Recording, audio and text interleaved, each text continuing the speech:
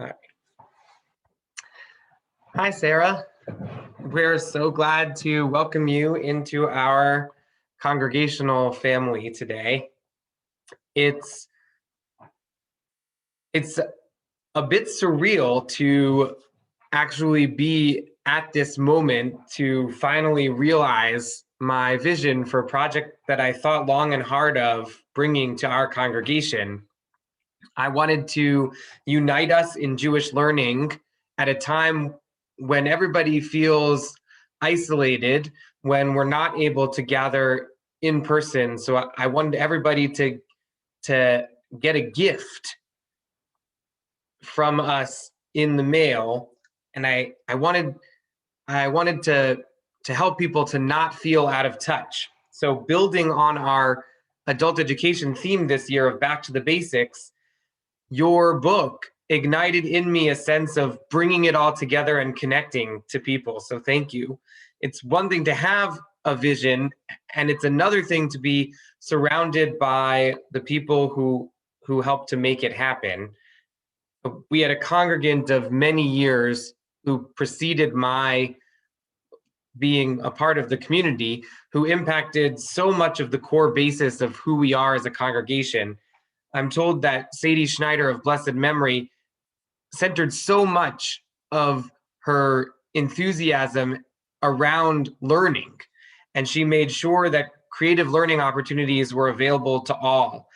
And it was in part through her legacy fund, the Sadie Schneider Rosh Chodesh Learning Group, that resources for this project were made possible. Sadie's spiritual descendant and surrogate, Mishka Luft, told me that the Rosh Chodesh Learning Group strongly supported this effort to bring meaningful conversations to our congregation, which is something Sadie would have appreciated and are glad to have helped to make this event happen. Even more unique is that multiple groups within our shul jumped on board to support this vision. Our adult education committee that sponsors many of our learning programs was our first partner. Co-president, co-chair of the adult education committee, Gary Reich, said, and I quote, "It's been a busy and exciting year for those for the adult education committee, with so many programs offered, and with the feeling that those programs helped to bring us together even as COVID kept us apart. But today's Sifriyat Todah Library of Gratitude program with Sarah Hurwitz is a standout because so many synagogue groups work together to make it possible. It has been a joy to be a part of that communal effort, and we are thankful to all those who brought their insights and energy, their time and their talent to make it happen. Gary, I echo your sentiments and am grateful for all your committee does to enhance the quality of life for our congregants. It's unique to have so many arms of the community come together to fund a project. We also had the support of the Education Endowment Fund and our men's club, who all made sure that we had the resources to gift a copy of the book to each congregational family, as well as to our college kids. I know a few of whom are joining us right now. So I know everyone is excited to hear from you, Sarah, and I want to get right into it. But first, I'd be remiss if I didn't say at least something about your impressive background. Most of you already know that from 2009 to 2017, Sarah Hurwitz had the distinct honor of serving as head speechwriter for First Lady Michelle Obama and as a senior speechwriter for President Barack Obama. I found it very interesting that although you could have stuck around for the glory of speechwriting for the president, you seem to have a calling for, with your words, that resonated in what you were seeing and hearing from the First Lady. Your impressive resume includes chief speechwriter for Hillary Clinton during her 2008 presidential campaign, as well as Senator John Kerry and General Wesley Clark during the 2004 presidential election. You are a celebrated alumna of Harvard College and Harvard Law School, and we are incredibly grateful to have you here with us as we delve into your recent book, Here All Along, Finding Meaning, Spirituality, and a Deeper Connection to Life in Judaism, after finally choosing to look there. So Sarah, welcome. When we talked on Friday, you and I discussed a format that has us delving into some of the questions that we gleaned from our congregational book discussion this past Thursday night. And at the end, we'll have some time for questions from our audience. So I just want to dive right in. How did you get to be head speechwriter for Michelle Obama? What was it like to work for her? Can you give us a real behind the scenes look at that experience? Sure. Well, first of all, thank you so much for having me tonight. And thank you to everyone who made this event possible and who made the distribution of my book to everyone as a gift possible. That is an amazing thing. When Rabbi Spitzer told me you were doing that, I was really overwhelmed and very excited. So I just thank you all so much. Yeah, it's there isn't like, in terms of how I got to be Mrs. Obama's speechwriter, there's not like a speech writing degree that you get. Most people take a pretty winding road to a speech writing career. For me, it involved a lot of failure, frankly. I got my start as an intern in Vice President Al Gore's speechwriting office in the summer of 1998 when I was in college. And then the writers I worked for there helped me get my first job out of college, which was as the assistant to the speechwriter to the Lieutenant Governor of Maryland, which was about as glamorous as it sounded. I commuted 3 hours a day round trip. I sat in a windowless cubicle right next to the bathroom, and I was pretty unhappy, so I quit after 9 months. I then became a speechwriter for a U.S. senator named Tom Harkin from Iowa. And I was 23 years old. I really didn't know how to write speeches. Still not sure why they hired me, but after about 9 or 10 months, his chief of staff sat me down and said, "I hear you've applied to law school. You should probably go. That would probably be a good fit for you." Which was kind of devastating to think like my speech writing career was pretty much over. So I went to law school. In my third week of class, I met a guy named Josh Gottheimer, who is now a congressman from New Jersey. But back then, he was just my law school classmate who had previously written speeches for President Clinton. And so the two of us just started freelance speech writing together to make money for law school. And Josh really taught me how to write a speech. And so we wrote for Wes Clark, who lost. We wrote for John Kerry, who lost. I got a job as Hillary Clinton's chief speechwriter in 2008.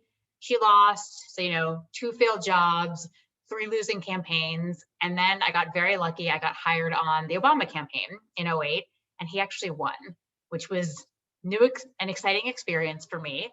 And on that campaign, while I was there to write for him, I helped Mrs. Obama with her 2008 Democratic Convention speech, just as sort of a one-off. And we really hit it off. It was sort of a tough moment for her. She was getting a lot of really bad press, really, frankly, racist and sexist press. And, that speech was a big moment for her to really show who she was to America. And I think it kind of changed the media narrative of her afterwards. So we got to know each other then. I really liked her. But when he won, I went to the White House to write for him. And every so often, I would kind of help her out on the side. But after about 1.5 years, 2 years, I just realized I liked writing for her better. I felt more at home in her voice. I enjoyed the topics she was talking about more than I enjoyed writing endless speeches about the economy, because you'll all remember 2009, a terrible recession. He was speaking a lot about the economy.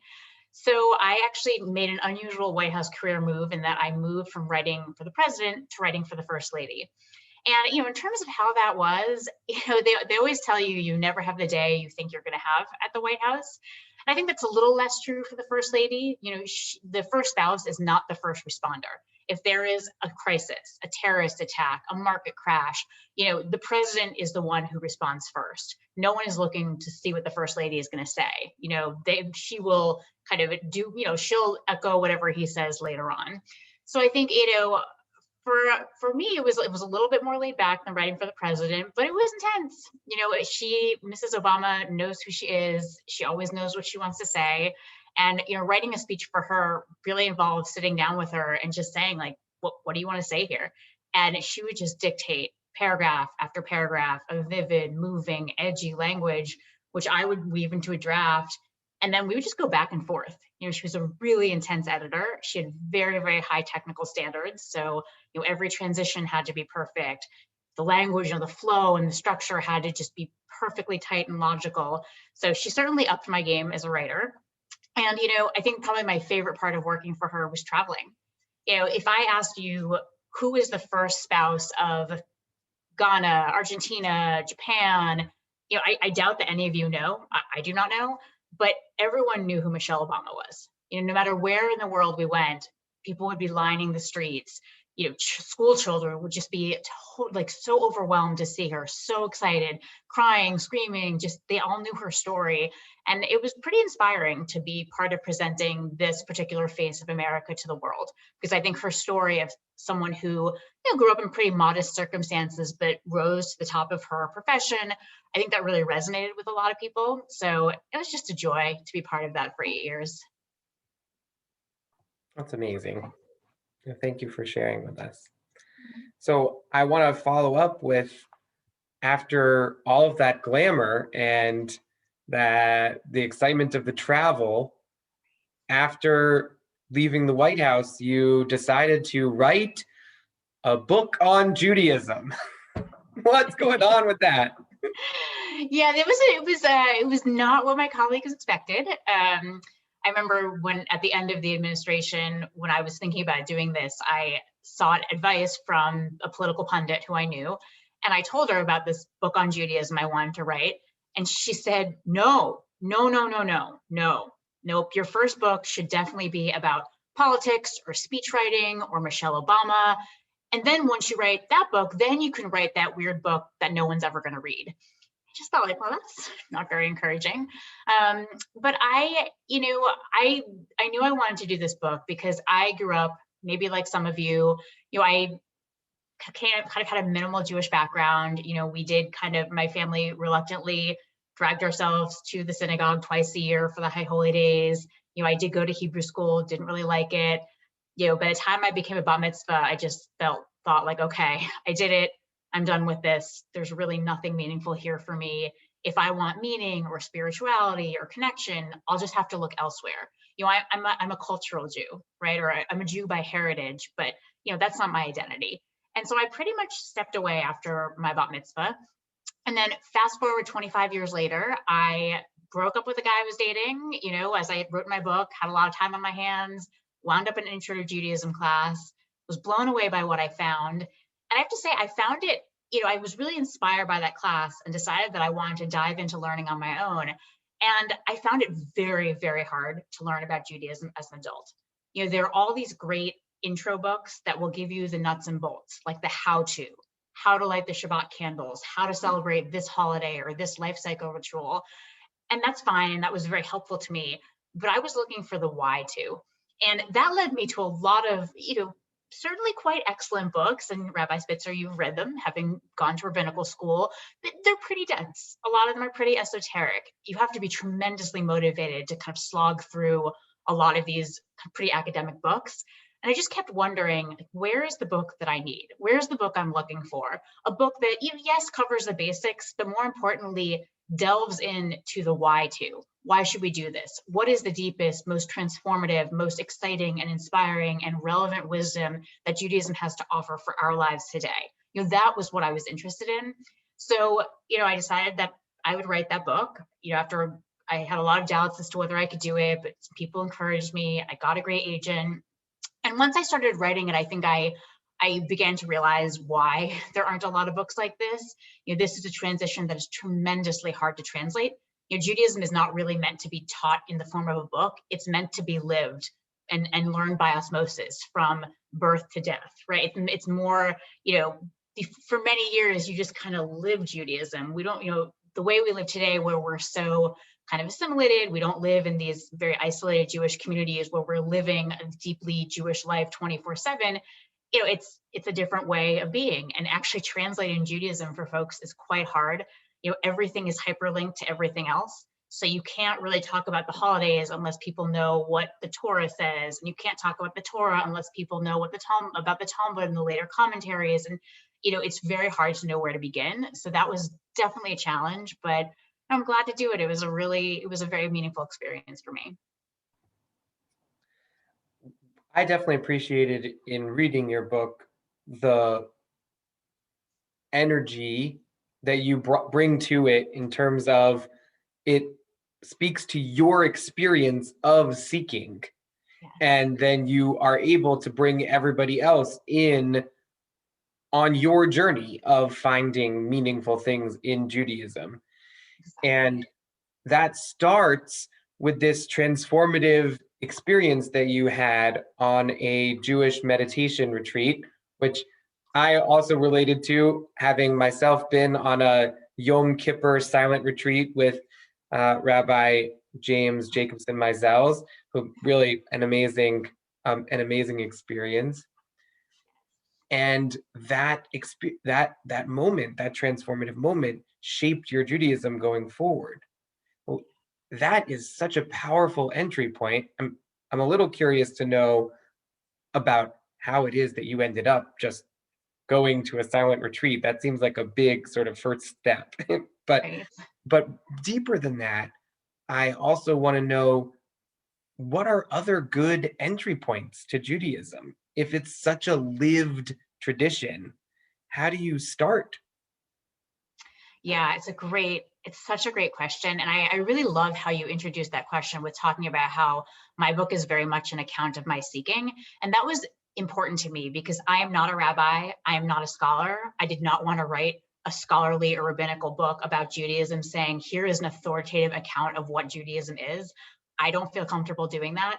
I sort of leave that to others, but I did feel comfortable saying, hey, I'm a regular Jew like you. I did some seeking, I did some learning, and I want to share what I found that moved me in case it happens to move you. And I think that ties to this idea of what are the on-ramps to Judaism? What are the ways in? And I think the answer is it's very different for each person. I personally believe that everyone needs to get, I think everyone should have a basic, very basic intro level knowledge of Judaism, just a kind of basic web of context in which you can catch Judaism. So just knowing what's the Torah, what's the general plot, what does it say, what is it, what's the Talmud, what does it do, what are the basic holidays, life cycle rituals, Shabbat, do you have a general sense of what, how Jewish history unfolded, really like 30,000 foot level. Once you have that, then you can start going where you feel passionate. So if you're someone who considers themselves very spiritual, if you're really moved by spiritual experiences, God, theology, then great, pursue, deepen that, right? Have more prayer experiences, try Jewish meditation retreats, follow that. If you're someone who loves, studying Jewish law and arguing and having kind of a real discourse about ethics and kind of debating Talmudic ideas, great, then do that. If you're someone who loves celebrating holidays, life cycle rituals, Shabbat, then great, dive in. If you love Jewish history or Jewish culture or music or food, it's all so connected. Everything in Judaism is connected to everything else. So you'll wind up diving into the rest of it as well, just by virtue of diving deep into one area. So I think there are so many different ways in, and each person's way is different. And I really structured my book in the hopes that I would kind of embody that idea, that there's different chapters on different aspects of Judaism that might inspire people.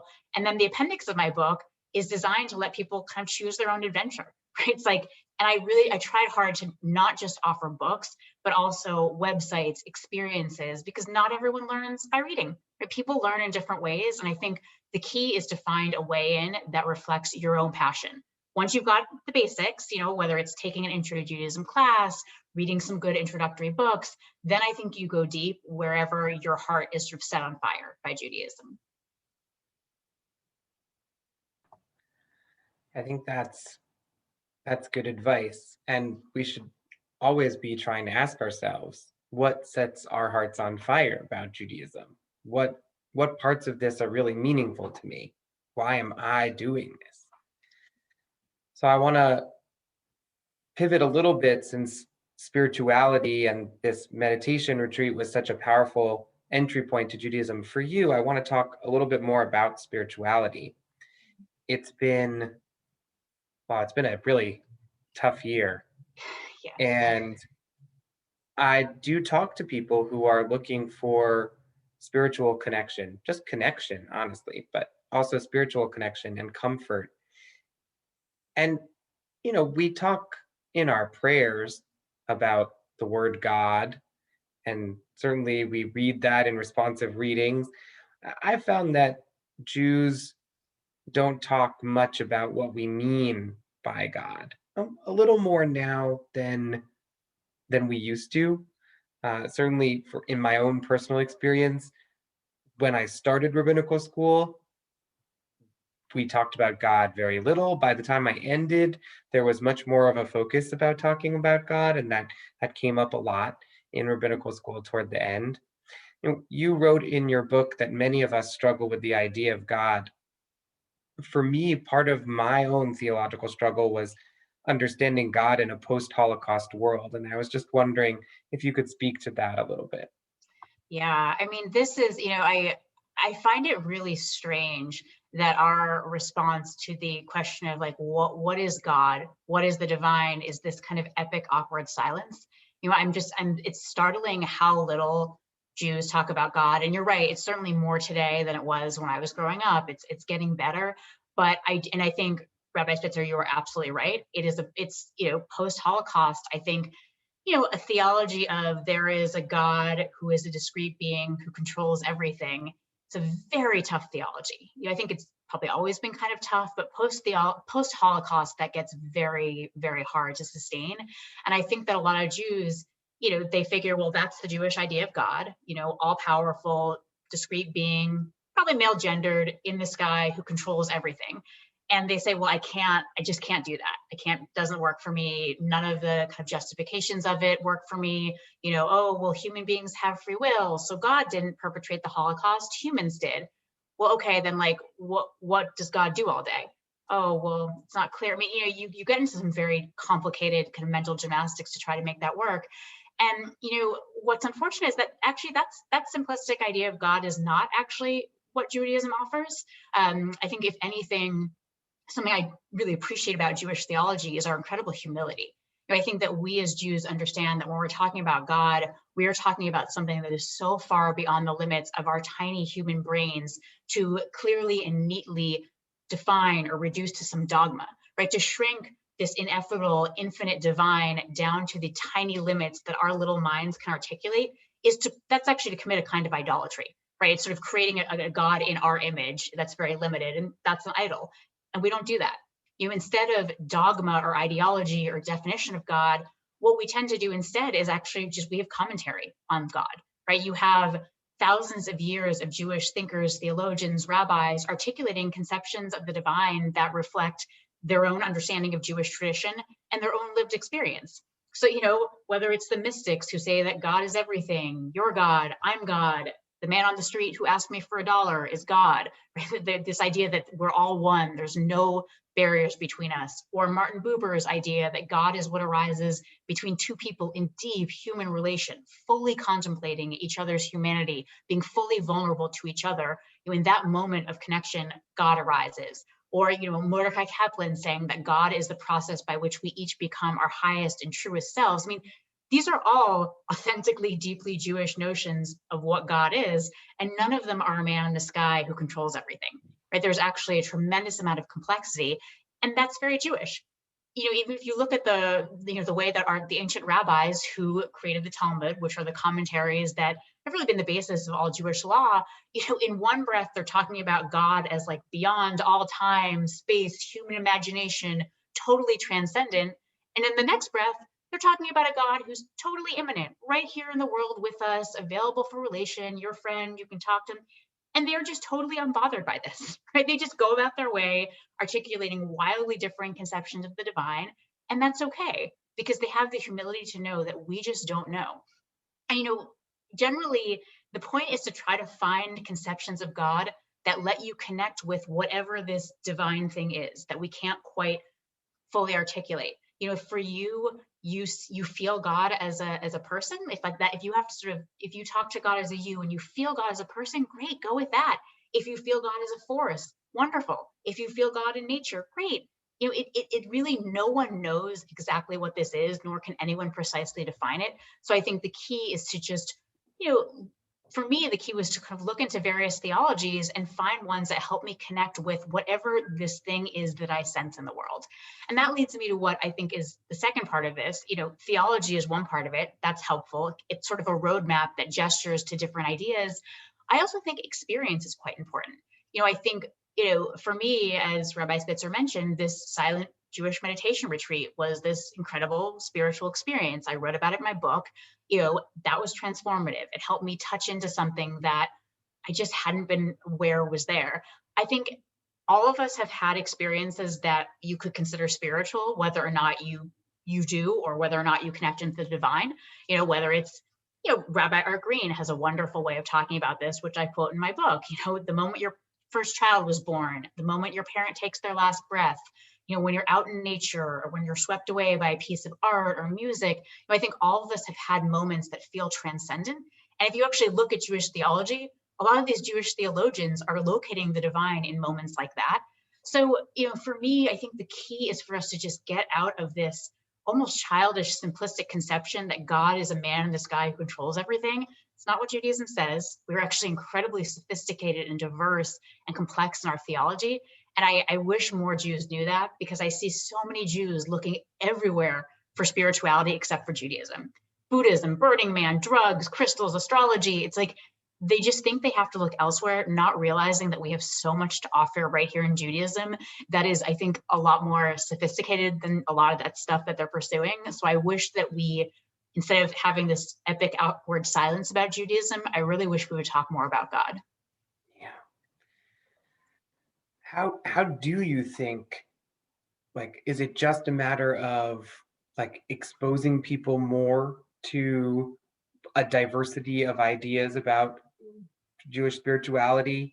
Do we talk more about Jewish spirituality? Do we talk about Jewish spiritual journey? Do we how do we as Jews engage more deeply with our spirituality in ways that are authentically Jewish, that speak to the diversity and breadth that you were just talking about, but that also resonate with us at that moment? Yeah, I mean, I think understanding the diversity of Jewish theology is key, right? I tried to do that in my book with kind of different, just a brief section on a number of different ideas. But I also think that we have so many different spiritual technologies in Judaism that a lot of people don't know about. I think a lot of us assume that the only authentic Jewish form of prayer is scripted communal prayer in a synagogue. Like, that's Jewish prayer, and everything else is kind of nonsense, secondary. It's not really Jewish. And that's simply not true. Certainly communal prayer is probably, the most common, and it's pretty common and central form of Jewish prayer. But, we have a very well-developed blessings practice, blessings that we say throughout the day, whether it's before we eat, after we go to the bathroom, when we see a certain wonder of nature. There's a Jewish meditative practice that stretches back thousands of years. There is, the unscripted, personal, spontaneous prayer. That's also a uniquely, not uniquely, it's a natively Jewish form of prayer, but we don't explore these other types of spiritual practice. We tend to just focus on one type, which is the scripted communal prayer in a synagogue, which is great. And, for many people, that's really powerful, but for many people, it's really not. And I think it's important for us to also explore the many other spiritual modalities that are native and authentic to Judaism that many of us just don't know about. Do you think there's a gendered aspect to it? I mean, I do think, there is sort of this conception that the Jewish God is male, which again is just not true, right? This is just it's sort of Hebrew is a gendered language. The word for God happens to be male gendered, but the idea of God is not. There's no one gender assigned to God, right? There's Jewish feminine ideas of God. There are all kinds of conceptions of God. So I think to the extent that it can be gendered, I think some people find this male God concept alienating, as do I, but fortunately that is not the kind of one key Jewish God idea. Yeah. I know that for you, another connection point to Judaism has been Jewish ethics, particularly around issues of social justice. And so how did your understanding of Jewish ethics shape your approach to politics and your time in the White House? And what makes Jewish ethics particularly Jewish as opposed to just ethics? Yeah, it kind of frustrates me when I hear people say, well, social justice is my Judaism. That's nice. I mean, social justice is also your Christianity and your Islam and your Buddhism, and you're just being a decent secular person. There's nothing uniquely Jewish about social justice. Actually, we don't own that as Jews. However, we do have a unique and distinctive approach to social justice, one that I find to be quite powerful. And I find that oftentimes Jews just don't know what it is. So, I mean, I think our approach to social justice is very much rooted in the core theme and plot of the Torah, which is our core sacred text, which is, about this powerful God who rescues these helpless slaves, Israelite slaves from Egypt, frees them, assembles them at the base of a mountain, and says, your mission is to create a society that is the exact opposite of Egypt, a society that instead of worshiping emperors and pharaohs and kings and the powerful, is particularly concerned about the vulnerable, the widow, the orphan, the poor, the stranger. That is such a reversal of how power was understood in the ancient Near East. Ancient Near Eastern gods were not, befriending slaves, right? They loved emperors and pharaohs and kings. So this is a pretty radical shift. It's pretty transformational. So I think that core notion of our focus on the vulnerable, but I also think that, you look at Jewish ethics and Jewish law, and what I really appreciate about Jewish law is that it's how incredibly detail oriented it is. Jewish law will not tell you, give to the poor. Oh no, right? That's like the starting point. It's like, then we go way deep down into, well, precisely how much do you give? And precisely how do you give? Do you give in a way that empowers someone or disempowers? Do you give in a way that protects someone's dignity or that humiliates them? When do you give? Where do you give? I mean, you get into some really, really deep details to the point where you have laws like, if you have loaned someone money and you know that they're not able to repay you, try not to run into them on the street because you're going to embarrass them. You have laws that say that even someone who is a recipient of tzedakah, even someone who's a recipient of financial aid, they're expected to give tzedakah because no one should feel just like a taker, right? And so it's like, well, this is interesting. Why are we going into these nitty gritty little scenarios? And I think the reason is that Jewish law is pushing us to have an exquisite sensitivity to the individual dignity of every single person.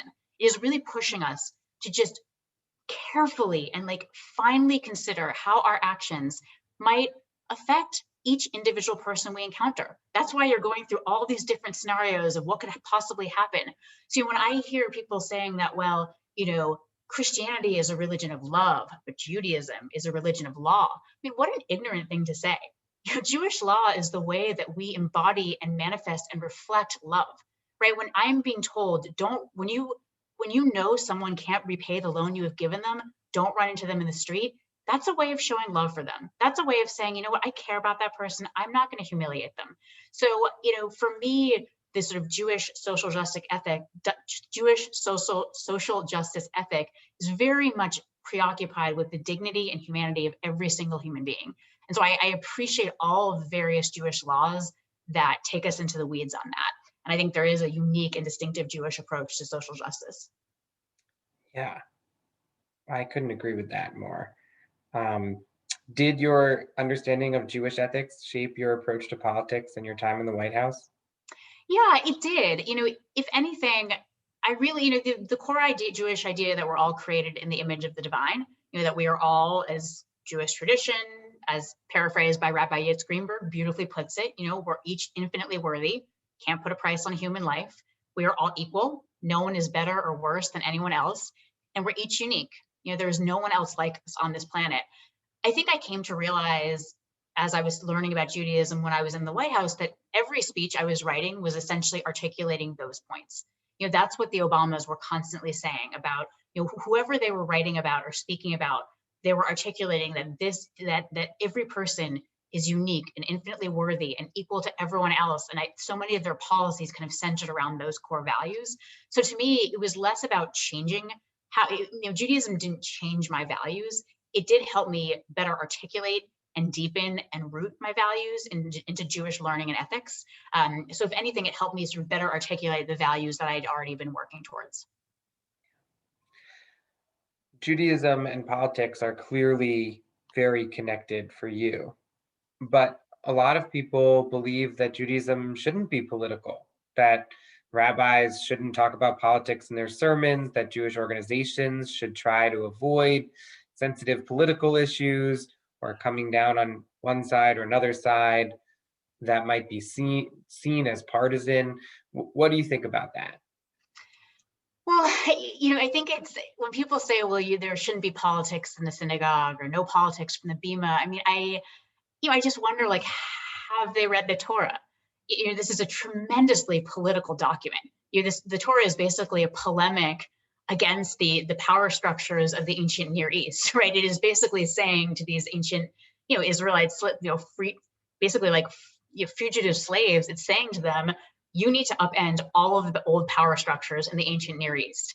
And the Torah is quite preoccupied with income inequality. Right? There's a number of laws designed to reduce income inequality. It's preoccupied with poverty. We're very concerned about the plight of the poor. It's preoccupied with the plight of the immigrant. I mean, the stranger is the non-Israelite. Right? That's the immigrant. It's the outsider.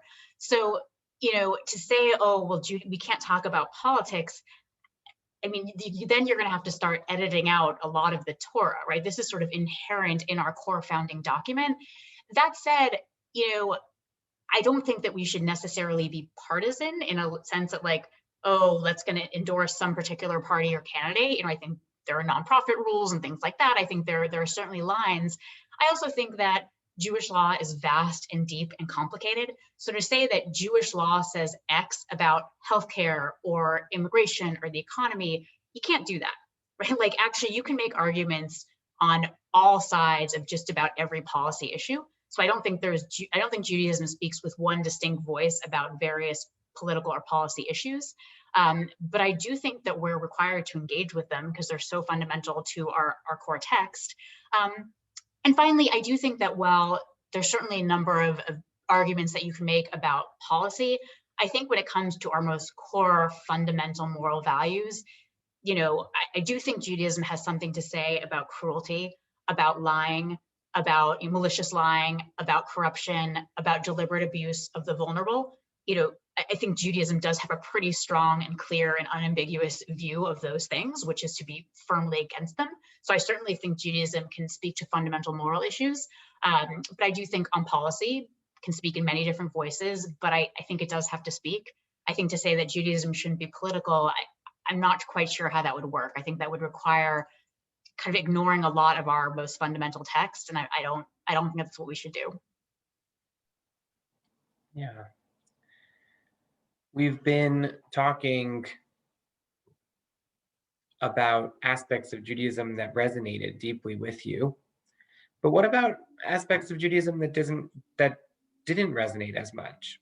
I noticed, for example, that your life cycle chapter focuses, well, mostly on death. What about other life cycle rituals? Are there other aspects of Judaism that you struggle with? Yeah. Yeah, I know that was definitely, I think I did get some pushback about my life cycles chapter. And, I spent a lot of time trying to write about marriage and B'nai Mitzvah and bris, and I really did. And I just didn't have anything that I wanted to say about them. Again, my book is not a scholarly account. It's not an authoritative account. It really is an account of my seeking and what I found that most moved me.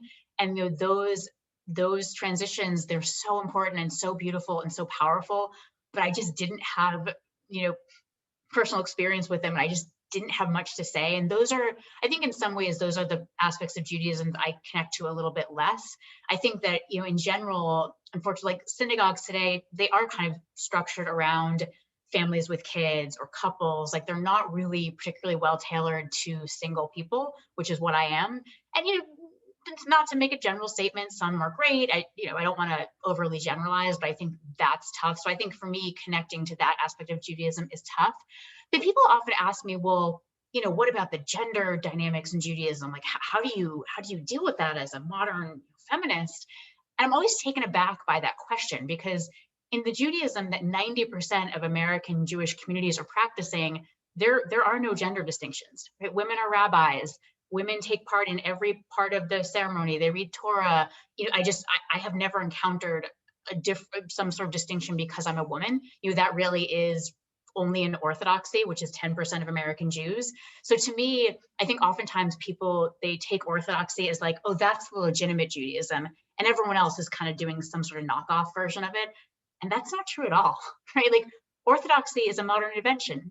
It's a post-emancipation invention, as is reform, as is conservative, as is Reconstructionism and renewal. These are all modern inventions, right? In the 1600s, no one was saying, well, I'm an Orthodox Jew. Like, you're just a Jew in the village, right? These are all different ways of practicing Judaism. So in the ways that the vast majority of American Jews practice, I feel very comfortable. There isn't anything that offends my moral sensibilities.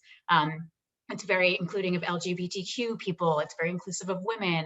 So that's fine. In the Judaism that 10% of American Jews practice, I do have some disagreements and some discomforts. And I'm very open about that with my Orthodox friends, but that's not my denomination of Judaism. So yeah, there's very little about Judaism that makes me uncomfortable beyond kind of the more traditional synagogue approach, where like, I'm not a member of a synagogue. There's not really a synagogue that's a great fit for me as a 43-year-old woman who's not married and doesn't have kids. But I have other forms of Jewish community that are deeply important to me. I have a small group of people, of dear friends with whom I do Shabbat regularly. I'm very immersed in the Jewish meditation community. I study with various rabbis and friends across the country on a weekly basis. So I have many forms of community. It's just not necessarily the traditional synagogue community. It's interesting. I sort of feel like in some ways synagogues are struggling with the fact that many folks are feeling like synagogue Jewish life doesn't necessarily speak to the richness of their experience of lived Judaism, if they have a richness of it, which I think a lot of people are missing, that richness. And one of the things that I hope to do in my career, and which I try to do in our congregation, is to tap into offering various entry points and different ways of connecting, and to think about that the ways in which our community can meet the needs of a broad spectrum of folks. So I think what you're describing about not finding a place in synagogue Judaism, to me that sort of feels like, okay, if the institutions aren't working for you, then do Judaism outside of the institutions. Institutions aren't necessarily everything. I will say, and I said to you on Friday when we spoke, and I want to share with my congregation also, that I am fully confident that if at some point in your life you end up deciding to start a family, and no pressure in how that works, or with a partner or without a partner, but I the the covenant, I'm sure that you will be able to do an addendum chapter about the depth of what it means to do a covenant ceremony, about in what ways a mikvah practice can mark transitions in terms of starting to try to become a parent, and succeeding or failing, and miscarriage, and the unfortunate things that come up, or to an adoption that doesn't go through, or there are so many innovative Jewish rituals that are being created every day that meet different aspects of the life cycle. Yeah, there's a lot of innovation going on. And I also, I think synagogues are great. Like you'll never hear me saying that being anti-synagogue. I think they're great. And I think we need strong Jewish institutions.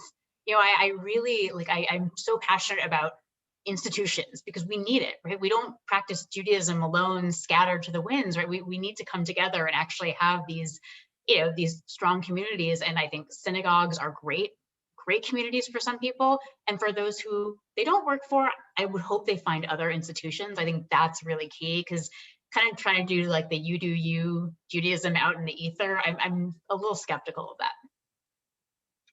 Yeah, well, I think it's a really great transition to the next thing I wanted to ask you about, which is to broaden our lens to the American Jewish community as a whole. What do you think is the biggest challenge that the American Jewish community faces today? I mean, I really think it is basic literacy. I know, like, I oftentimes when I speak to people who are really engaged in a community or in the kind of Jewish world nationally, they don't believe me, but I can assure you the average American Jew actually doesn't know what the Torah is, right? They know it's the thing on the scrolls, they know it's in Hebrew, they know it's important, they may know it's sort of part of the Bible, but do they know what it says? Do they know its core moral lessons or ideas? I don't think so. When you get to the Talmud, I mean, now you're down to a very small percentage of American Jews. And like, these are pretty fundamental documents to understanding what Judaism is. I think if you ask the average American Jew, what does Judaism say about God? Guy in the sky who controls things, right? No, we've talked about this. It's more, if you ask them, well, what does Judaism say about how to be a good person and lead a meaningful life? Tikkun olam, tzedakah, social justice, right? Like, really? I mean, no, there's actually a lot more than just those sort of buzzwords, but they don't know. So, we're talking about some of the most fundamental questions that people ask about their lives. And if the average American Jew cannot give an answer about what Judaism says about these questions, then I think we're failing. Like, I really think we need to have the most basic literacy about the wisdom that Judaism offers for how we should live our lives today. So, that is critical. And by the way, I don't think that means Hebrew. I don't think Hebrew school is the problem. People often say, okay, literacy, we've got to fix Hebrew school. That's the problem. I think Hebrew school's fine. I really do. I don't think it's a problem. I don't think I think an 8-year-old can certainly form a very warm and joyful connection to Judaism, have a sense of identity and excitement about it. But, an 8-year-old's not necessarily going to wrestle with some of this deep, really radical wisdom. I think the problem is that many of us, and I'm talking about myself, we stop learning after we become a bar bat mitzvah. 20 years later, we have a kid. We think, well, someone's got to make this kid Jewish. It's not me because I don't know anything. I'll dump the entire project of making this child Jewish onto a Hebrew school teacher and a rabbi, and then I'll yell at them when the kid doesn't know Hebrew. It's like, that's not going to work. Right? We have to grow up and become adult Jews. And once we do that, then you know how you're going to make your kid Jewish. Then you know what you actually want to pass on to them. So for me, I think, I actually think the key demographic for focusing on Jewish literacy is post-college, pre-baby. It is the people in their 20s and 30s who are finally mature enough, I think, to really grapple deeply with what Judaism offers. They're often looking for meaning, they're looking for connection, they're looking to figure out how they want to live their lives, and they don't yet have kids, so they actually have time to hear themselves think. So I think that's actually a great time for people to really dive in. I would love to see that demographic and age as a source of focus in the Jewish community. Okay, so Sarah, it sounds like you're saying that the biggest problem that we have in the American Jewish community today is communication, is right transmitting, right? I mean, you said literacy, but literacy starts with how we present what we're offering to the people. And you're a speechwriter, you're a communications and messaging person. Are we doing a good job of marketing Judaism to people? What could we do better? Yeah, I mean, I think given my own struggles to learn about Judaism, it took me a good 500 to 600 hours just to figure out what was going on. And then I had to put in a couple of thousand, a few thousand hours to write this book. Most, I don't know of anyone who actually has that kind of time on their hands. So, my writing my book was an attempt to just save people the time and to kind of distill down what I found to something that would be digestible and approachable and accessible. But I think in terms of the broader kind of marketing and just overall way we talk about Judaism, I think one thing that really frustrates me is I often, in some parts of the Jewish world, especially the kind of, the leadership aspects of the Jewish world, you hear a message that basically boils down to Judaism equals anti-Semitism plus Israel. Like, that's what Judaism is. It's fighting anti-Semitism and standing up for Israel. And like, if you don't like that, then you're self-hating and you're bad. It's like, whoa. I mean, anti-Semitism is a real issue and it is a rising issue. And if you don't think that's true, then you've not been alive in recent years, especially, right? It's a huge issue. Israel, also central to the Jewish experience, and it's always been central to Judaism, always will be. But like, those are two issues. Like, what about the other 4,000 years of Judaism? What about our holidays and life cycle rituals and ethics and theology and our history and our culture and our language and our food? I mean, there is so much to this incredible inheritance that we have, and to shrink it down to just 2 issues, to me, is incredibly disrespectful.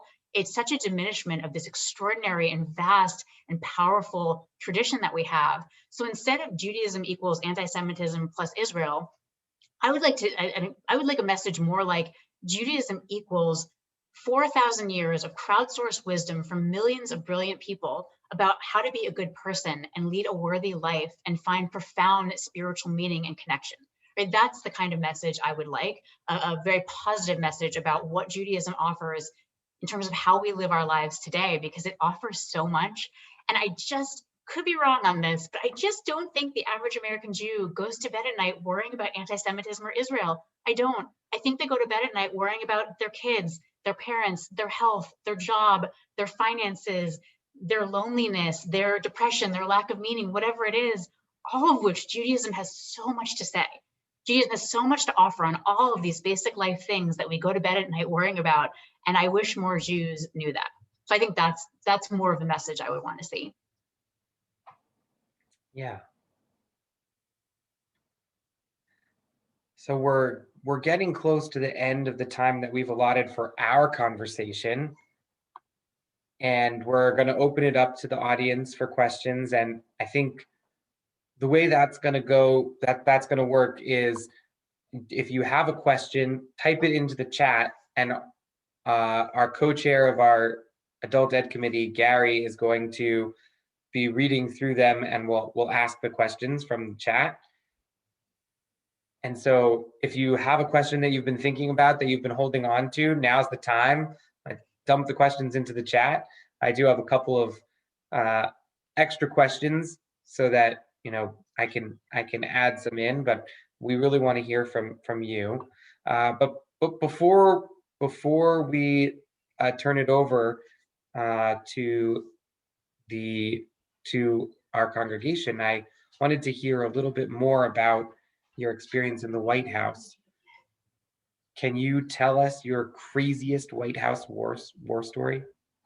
Oh gosh, there are many, some not fit for public consumption, but one that I can think of is back in 2009 when I was writing for President Obama, and I wrote his first college commencement speech, which was at Arizona State University. And this was a moment where the economy was crashing. The president was obviously very busy, and we met with him about his graduation speeches. And I remember he had an idea for this Arizona State speech, but I could tell he was distracted. He was really just not quite focusing on it. But I went off, wrote the speech that he said he wanted, gave it to him like a week early, heard nothing, figured, okay, I guess he's fine with it. And in the morning of the speech, I got a call when I just gotten out of bed saying, the president wants to see you in the Oval Office, which is not a good sign. Definitely was not calling me in there to congratulate me on a job well done. So I rushed into the office. I am totally bedraggled. My hair is a mess. I'm like barely dressed. I sit down, and there's actually the White House photographer takes pictures of every meeting that happens. So there's photos from that meeting, and I look like a total mess and very frazzled. And he's looking very calm and commanding. And he says to me, well, look, sorry, I didn't get to look at the speech until late last night. And it's not the speech I want to give. I thought, well, that is bad because this speech is tonight. So I spent like 9 days writing this speech, and now we need a new one. So I said, like, okay, sir, what do you want to talk about? And he just starts dictating an entirely different speech, very good, complicated, deep ideas. And I am just typing away, trying to capture it, totally panicking, thinking like, I don't know how I'm going to write this speech today. So I rush back to my office. I'm frantically writing and rewriting. My colleagues are running in and out and trying to help me. 3 or 4 hours later, I get him a new draft, and he says, like, okay, it's all right, but I still see a lot of the old speech in here, and I don't want to give that old speech. I want this to be totally different. So I'm like writing and writing, and then I realize I'm about to miss the motorcade from the White House to Andrews Air Force Base, which is where Air Force One is. And staff go in a motorcade, like a bunch of cars, and they generally leave an hour before the plane takes off because it takes time to drive there. They've got to be on, when the president comes.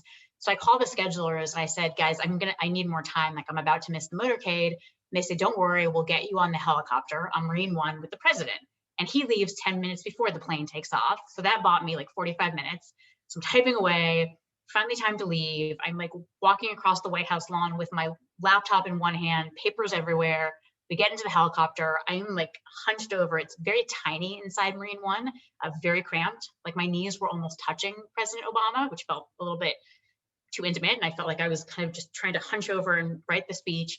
And as we're flying over the Washington Monument, he turns around and looks at me and he says, "What are you doing?" I said, I'm editing the speech. And he says, like, "Stop editing the speech. Look around at this view. When else are you going to get to see something like this? Like, take a moment, appreciate it." I just thought it was so lovely. He was caring about my view of this place when he's got to give the speech in, 5 hours. So we get on the plane, we're still rewriting the speech and rewriting, and the computers on Air Force One in 2009 were very slow. They had an actual keystroke delay. So you would like press a key and then the letter would appear on the screen, which was just maddening as I'm trying to write. We land, I'm trying to print. Our trip director is standing over my shoulder saying, "Get off the plane, gotta go, you're gonna miss the motorcade." I like rush into the motorcade. We are still rewriting it in the motorcade on the way to the university. We get there. And I just remember thinking like, okay, this doesn't have to be good. It just has to be done. This is gonna be a disaster. Just need to muscle through it. I did the best I could. But then Barack Obama just stepped up to that podium and delivered the speech like he'd been delivering it every day since the day he was born. Like flawless. He delivered it with passion and emotion and depth, and like I couldn't believe it. I just remember thinking that is extraordinary. We got back on the plane and he was like, "Yeah, I think that went well. Great job." Just the man had never broken a sweat, never seemed at all worried about it through the whole day, although I was quite worried about it. And yeah, so that was definitely not the day I thought that I was going to have. That's an amazing story. I feel like that's a story that speaks to President Obama's particular grace under pressure. Yes, and his graciousness. I mean, he wants me to enjoy the view. He was so classy and so grateful about the speech, and he's like apologizing to me that morning that he feels badly he didn't read it till the night before. It's like, man, you're the president, right? Dealing with a massive economic crash. I'm just staff, but he and Mrs. Obama, they saw their staff as human beings and treated us very well. I would not have stayed for 8 years if that had not been the case. And a lot of us actually stayed for all 8 years because of who they were and what it was like to work for them. So to bring it full circle and to wrap up this portion with both Judaism and politics, tell us about your most Jewish moment in the White House and the most Jewish speech you've ever written. Great question. I think for me, the most Jewish moment was probably one of the Hanukkah parties that I attended.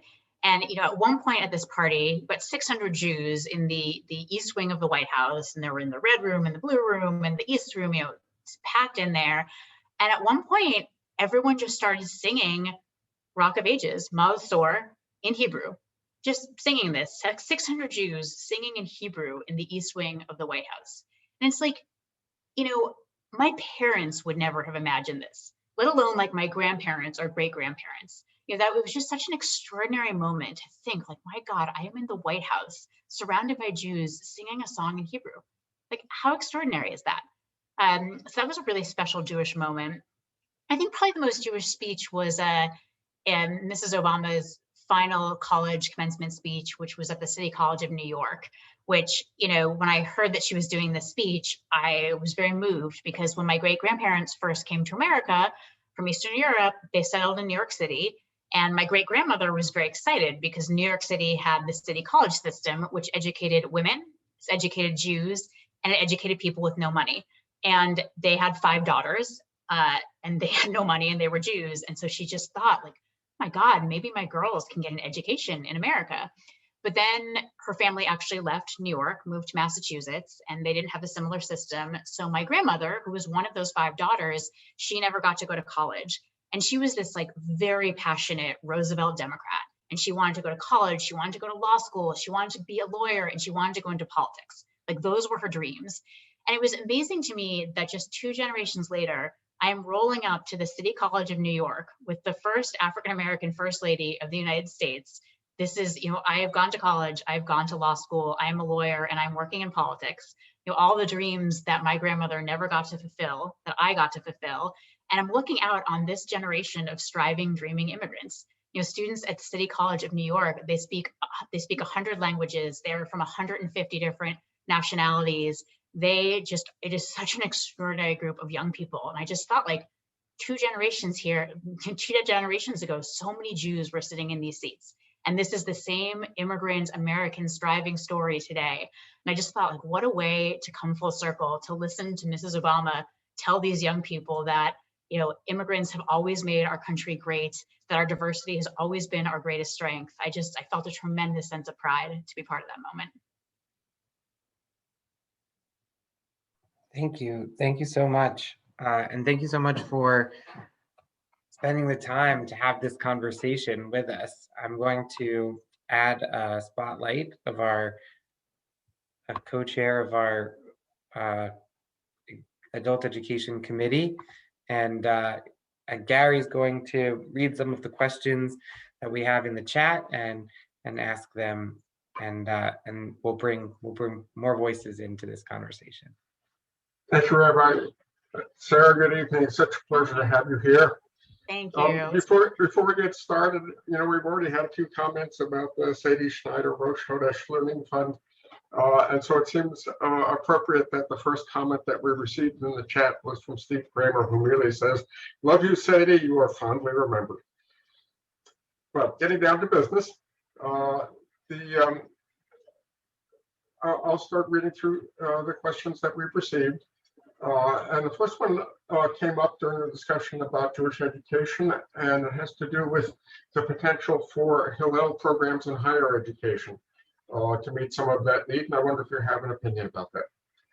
Yeah, I mean, I think that those are incredibly important, right? Hillels are great sources of community for students. I think they are, the director of education at the National Hillel is someone who's very serious and passionate about Jewish learning. So I think they're tremendously important. I've spoken at a lot of different Hillels, and a lot of them are really vibrant communities. So I think they have huge potential to serve as, education spaces, as community spaces, and as spiritual spaces. So I'm a big fan of the Hillel movement. Okay, thank you. Do you have any recommendations about how to make synagogues more appealing to the groups who are not currently joining? And I guess you're one of those people in a way. And there's kind of a second question, just how do we get the right message out? Yeah, it's a great question. And I think a lot of smart people who are much more competent than I am are thinking about this, and who know more than I do about how you kind of create really strong communities. But, I think there's a few things. I look at the synagogues that are really thriving, and a lot of times it's because they have a great rabbi, like Rabbi Spitzer, right? Someone who's innovative and creative and doing exciting programming and really connecting with the community. I mean, you look at, there's something called the Emergent Network, which is synagogues in Chicago and LA and DC and New York. And they just, they're very much kind of meeting people where they are. And all of them have a really charismatic, exciting rabbi at the head of them. And so I think a lot of it is like, well, what are people actually looking for? I mean, I do think they're looking for community. So that's certainly something to emphasize. But I also think they're looking for wisdom. And I've seen a lot in this pandemic that people seem to be flocking to a lot of the online classes, especially in DC. Like there's a few communities in DC that cater to young professional Jews, and they have like a Musar classes that are just packed. They have intro classes that are packed. Like, people are really flocking to that Jewish wisdom piece. So I think that could be one way to bring in more people. And again, but I also think synagogues are working really well for a lot of people. So I don't necessarily want to change them, right? Like, many people are doing quite well. So it's not about taking away what's working, but maybe just adding some things to bring in additional people. I have a question that simply asks about the specifics of the Jewish meditation that you practice and that you advocate. Yeah, so there is, what is Jewish meditation is a question that I often get asked, and it's pretty diverse, lots of different ways. But I think the mainstream Jewish meditation that you'll find in groups like the Institute for Jewish Spirituality or like Or Halev. Those are two really prominent Jewish meditation organizations. What they're doing is essentially just mindfulness meditation, similar to what you would find in just any mindfulness-based meditation class. And there many of the rabbis who lead them are educated in Buddhism, like they actually know something about Buddhist meditation techniques, and they are kind of borrowing from those techniques and from basic mindfulness practices and the science around it, but they're very much doing it in a Jewish context. So instead of getting a Dharma talk, which you would get in a Buddhist style meditation class or retreat, they're talking about the Torah and the Talmud. So the context is very much Jewish. So when you go on a Jewish meditation retreat, you start the day with Shacharit, right? You do a morning service, and then you'll do a Shabbat celebration together. In the evening, the teachers will give talks drawing on Jewish texts and Jewish themes. You'll do like a Talmud Torah study. So it's very much infused with Judaism, but the actual practice of meditation, it's similar to the kind of mindfulness meditation that you would get in a Buddhist center or in just a secular center. But it's often rooted in sort of Jewish wisdom, Jewish spiritual wisdom, and in Jewish kind of meditative spiritual wisdom. Well, we have a question from a college student. I'll just read it out. It says, as a college student who for the first time has had to think about my Judaism on my own and make these decisions for myself, it has at times been a confusing process. How do you recommend staying positive and encouraged through the process of figuring out your Judaism when it is not the easiest road at times? That is a great question. I definitely, it can be so discouraging, right? When you're kind of trying to find your way in. I definitely, when I was learning about Judaism, I tried some experiences that were terrible. Right? Like I went to some services that just felt like absolutely the wrong fit for me. I remember going to one service that was, there was a mechitza, the men and women were sitting separately. It was just fast, like lightning fast Hebrew. I was totally lost. And I just thought, well, this is terrible. And I think it's easy when you have an experience like that, where you feel like an imposter and kind of embarrassed and just like on the margins, it's easy to just think, well, forget it. Like I'm walking away. This is not for me. But no one experience is all the Judaism, right? Like there are just thousands of Jewish experiences you can have. So when you have a bad experience like that, you just have to realize, okay, this is just one Jewish experience that didn't work for me. Okay, no worries. And then move on to the next one, right? Just keep trying, keep searching for rabbis and teachers who inspire you, for communities that feel like a good fit, for classes, for experiences. There's so many different ways to engage with Judaism. So I think just when you have a bad experience, just like know that it was a bad experience and just try to move on. And I think relying, if your college has a Hillel, the rabbis and the staff there are great at trying to help people connect to the kind of Judaism that will work for them. So I think just being really, really like open about what you're looking for, what speaks to you and what doesn't speak to you, and kind of letting them help you and serve you, I think can be very helpful. But my main piece of advice is just don't get discouraged. It is so worth just keeping on until you find what moves you and what feels like a good fit.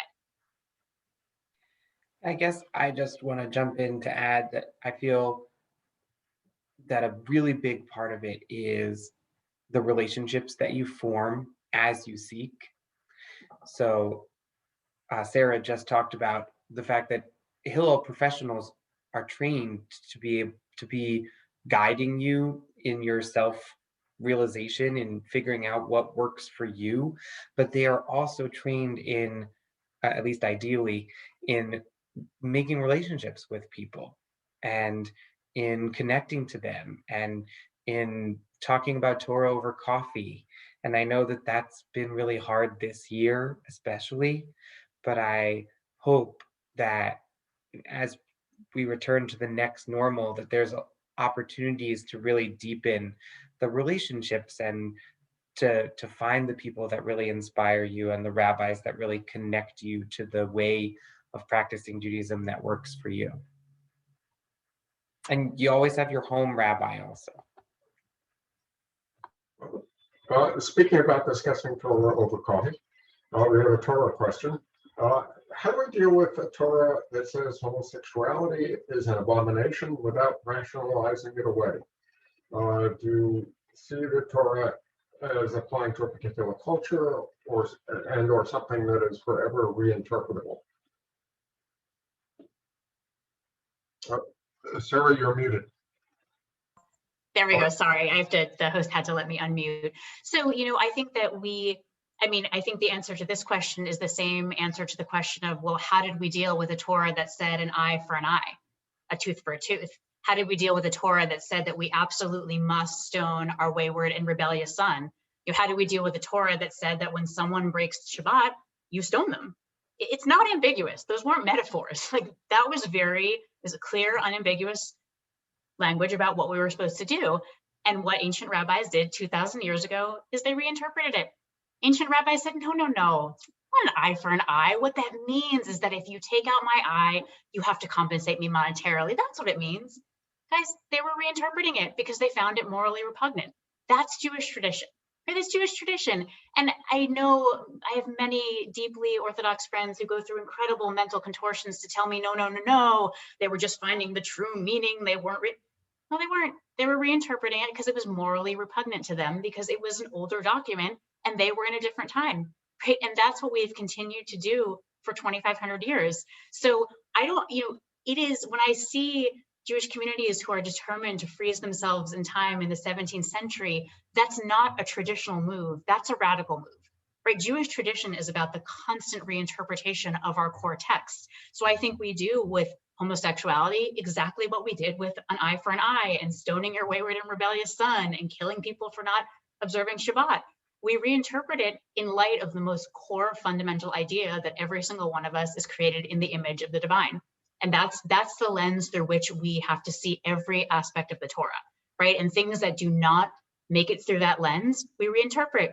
That's what people have been doing for 2,500 years. That's Jewish tradition. And I think it is troublesome that there are parts of the Jewish world who refuse to keep honoring that tradition, right? Or who do it very, very slowly. That's what our tradition is. And I think it's important that we do it, and that we do it rigorously and seriously and with tremendous care. And that is what the Reform movement has done. That's what the conservative movement have done with both women and LGBTQ folks, right? They put a lot of time and effort and scholarship into really thinking through how are we reinterpreting our laws, and they did it. So I just think the way that we deal with it is the way that we've always dealt with our texts, which is to reinterpret them.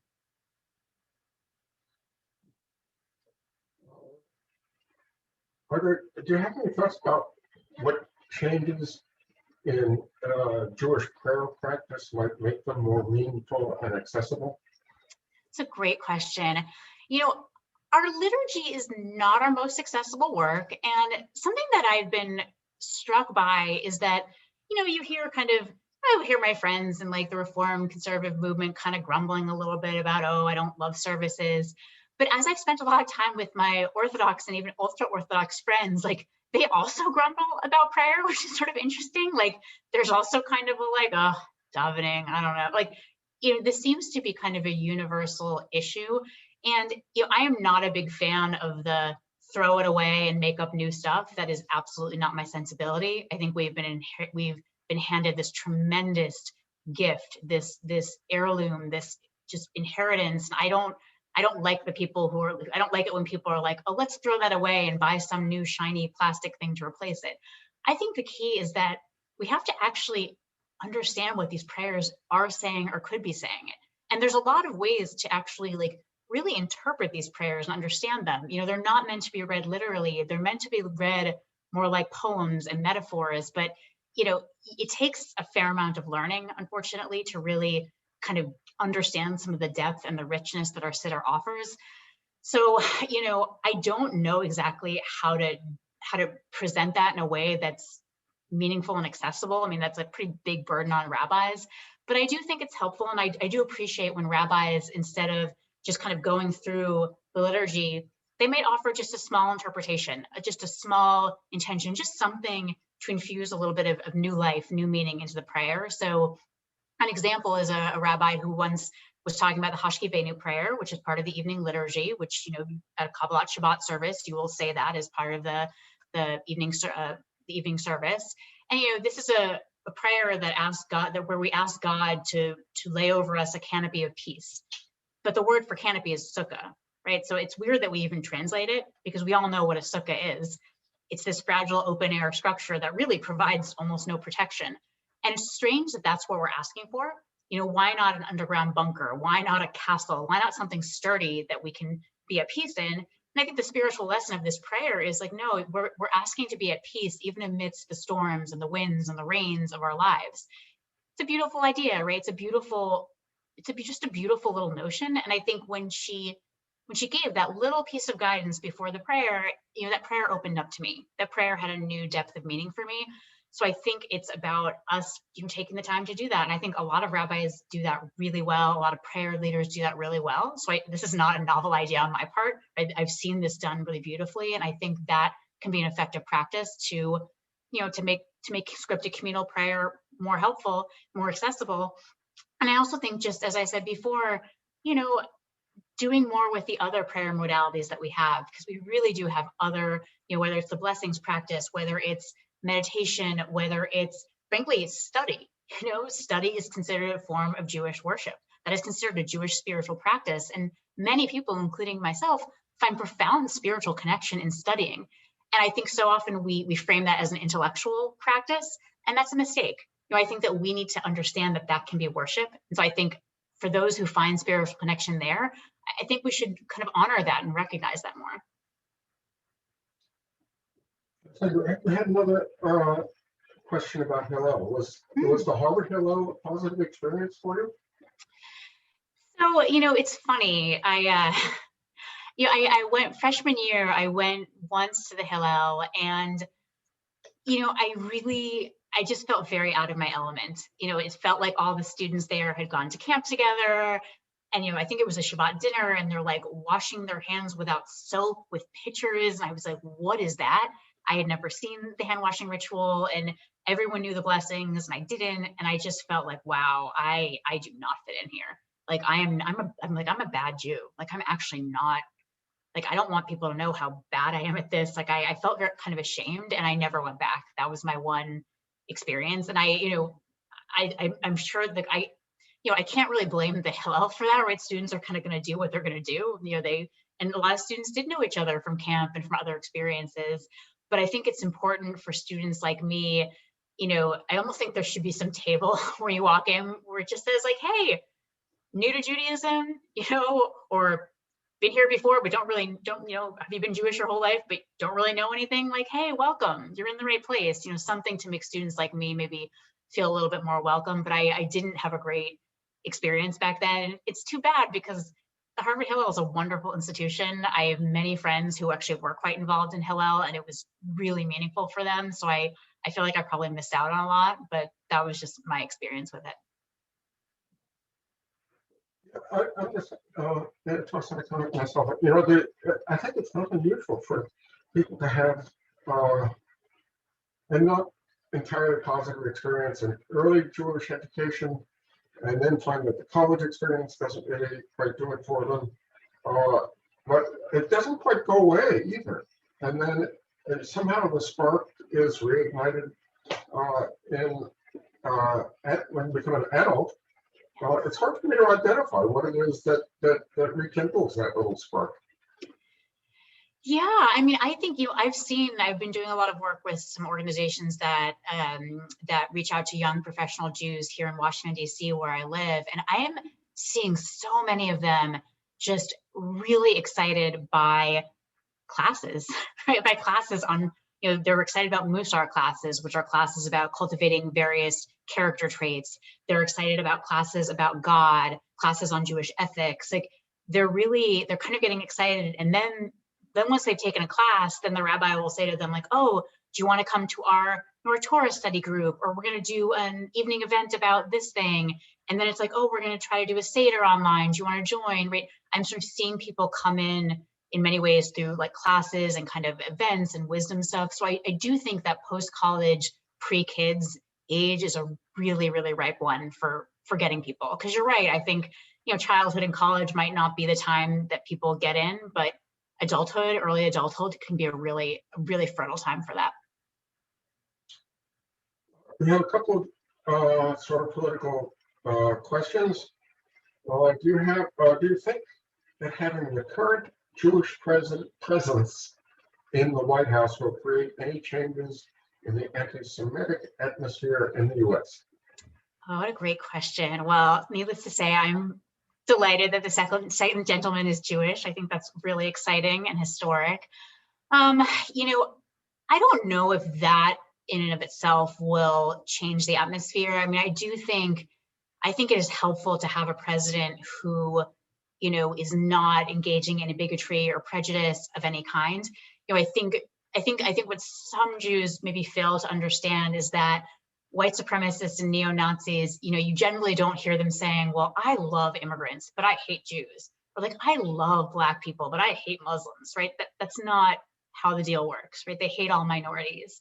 And so when you have any kind of leader who is empowering them, inspiring them, kind of making their thought mainstream, it hurts Jews, right? Like I think many of us felt it in recent years. So I think just the kind of now having leadership that's just, you know, more that's inclusive and that there's sort of decency and dignity and basic kindness, I think that I'm hoping will reduce anti-Semitism. But, you know, I'm not a big fan of social media. And I think that unfortunately, when you have, you know, when people are getting their information from a system that is designed to bring extreme things to the mainstream, you know, when money is made by the most extreme sensationalistic things being given the most attention, unfortunately, anti-Semitism will get more attention, and it's very worrisome to me.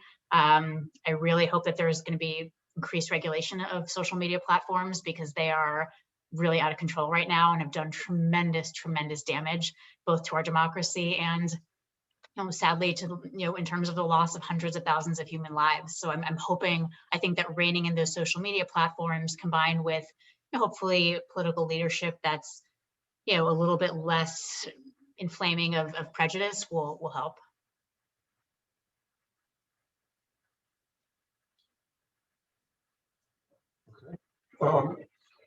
Here's another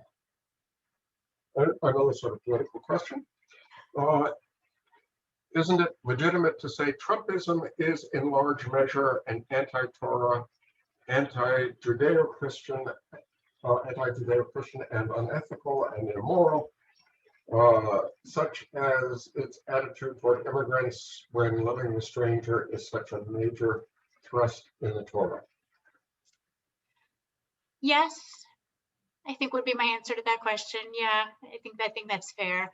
You know, I certainly think, you know, I have a lot of dear friends who worked in the Bush administration who are Republicans, and my heart breaks for them because, you know, we disagree on things, but I don't think it's anti-Torah or anti-Judaism to believe in smaller government or lower taxes or, you know, having, you know, not having the government be involved in healthcare. I mean, I think there are many sort of traditional Republican stances that are, you know, I disagree with, but I don't think are unethical or immoral, you know, I think are fine. I think that we've sort of come to a place in our politics today where there's just, you know, there are things like lying and cruelty and corruption, which I do think are problematic. And I don't think they have to belong to any one party. But when we see them, I think we can say they're problematic. And I think that they do kind of cut against the basic thrust of core Jewish values. And we'll conclude that with a question, just a comment. Loved your approach to being the Torah rather than just reading it. You say, simply by reading the text, I was implicated in it. Thank you. Yeah, I think that's kind of what we're called to do, you know, is to actually engage with the text, to put ourselves into it, to experience it. And it's, you know, it can be hard to do. It's a very old document. It's 2,500 years old. It has all sorts of insane things in it. But I think we also have to realize that we've spent 2,500 years reinterpreting it. So I sometimes, you know, encounter these very snarky and arrogant people who say, well, I could never, you know, believe in some sort of organized religion like Judaism that has this racist and sexist core document. And it's like, wow, that's so deeply ignorant. Like, you know, that's like saying, well, I could never believe in the US Constitution because it allows slavery and it doesn't let women vote. It's like, no, that was 250 years ago, right? The Constitution today is different. And it's similar with our core sacred text, right? We're not living by a literal interpretation of the Torah from 2,500 years ago. Much like with the Constitution, we've continued to reinterpret it in light of our evolving moral sense of what it means to be created in the divine image. Gary, I just want to thank you for offering the questions on behalf of our congregation. And I want to express from my It's a real own pleasure just to have some time to speak with Sarah. from my own perspective, just a huge amount of gratitude to everybody who worked hard to make this program happen.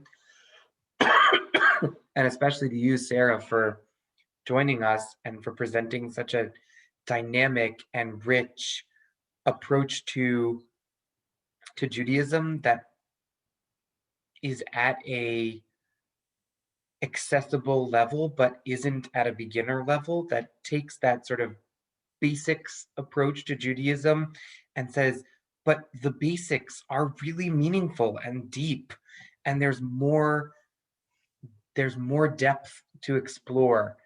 And if anything here resonates with you or strikes a chord, please do dive in and do some seeking yourself. And that's when I was reading your book the first time, that's what really resonated with me, was that it explains things in a very easy to read way that also didn't make it too simple. I just wanted to express a lot of gratitude, and we're reaching the end of our time, and I just wanted to invite you to close if you had any words of closing that you'd like to leave us with, and you might consider sort of thinking about what is a particular Jewish message for this time of being socially distant and in the pandemic. And we've been doing this for more than a year. And is there something that you have felt really resonated with you in your search for Jewish meaning that is particularly relevant at this moment? Yeah, what a great question. You know, I've been thinking a lot about a story from the Talmud, which is these ancient commentaries on which all of our laws are based. And it's a story about a rabbi. The names don't matter, but it's like Rabbi A, and Rabbi A gets sick, and Rabbi B shows up, takes Rabbi A's hand and heals him. And then Rabbi B gets sick, and Rabbi C shows up, takes Rabbi B's hand and heals him. And the question is, well, wait a second. If Rabbi B was able to heal Rabbi A, why didn't Rabbi B just heal himself? Why did he need Rabbi C to come and heal him? And the answer is that the prisoner cannot get himself out of prison.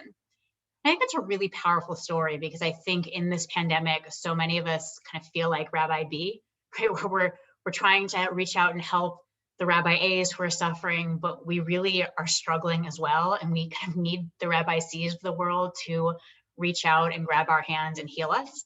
I think many of us have felt kind of imprisoned in the confinement of our own confinement, right? In the prison of our own, social distancing, and of our anxiety and depression and of our languishing, as the wonderful social psychologist Adam Grant wrote about in the New York Times. A lot of us just feel like even if we're not in crisis or depressed, we feel disconnected and like we're just languishing and struggling.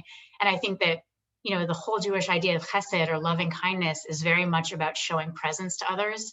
You come to the shiva, you come to the funeral, you come to someone's bedside when they're sick.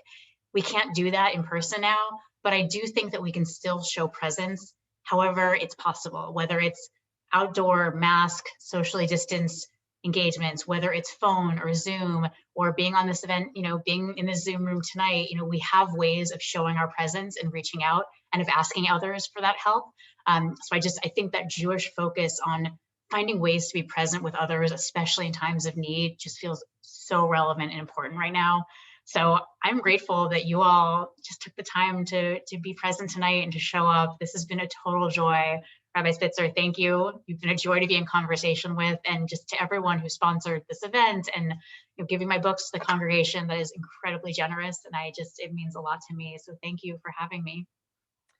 Thank you so much, and thank you to everybody for coming. I'm going to stop the recording, and the formal program is over, but I am going to let people unmute, and you can have an opportunity to to share words of gratitude if you like, and I will close the room at about 9:15. So we'll just have a little bit of time that's a little more informal. So thank you, everybody.